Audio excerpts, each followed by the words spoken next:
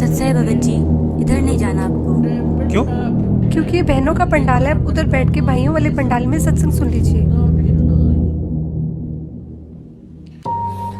उस दरगाह में मार पड़ेगी, उस दरगाह में मार। आश्रम में सभी को सत्संग सुनते हुए देखकर रमेश भी उन्हीं के बीच शांति से बैठ जाता है। मदरा पीवे कड़वा पानी, 70 जन्म समान के जानी।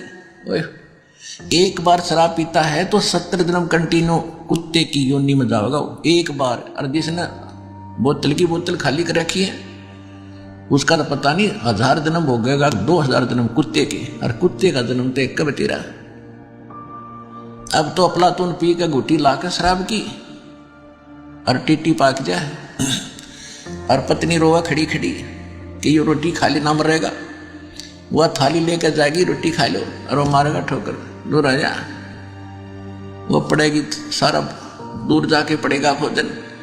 और फिर उस दुष्ट आत्मा के साथ क्या होगा? कुत्ता बन के क्या खाएगा? जब तो ठोकर मारा था थालियों के, कुत्ता बनेगा।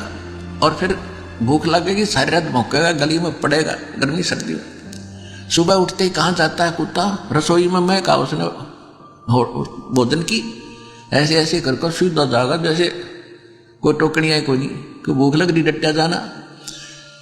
अब वहाँ रसोई में अब कौन पड़ देते उसको? मूर्ख को देख लेगा घर का सदस्य, पहले उसको करेगा तो और वो कानों पर घटाड़ा करे, भूख लग रही जोर की, सीधा ही चल पड़ता वो।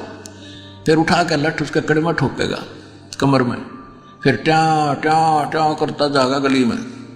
फिर कुछ देर के बाद कुछ भूल सी पड़ेगी डंडे की, फिर सोचेगा भूख तक वो अंदर है ही, फिर दूसरे मकान की तरफ चलेगा। वहाँ उसके भाग और दुर्भाग्य, उसने कोई टूक मिला या लठ मिला या जूत मिला।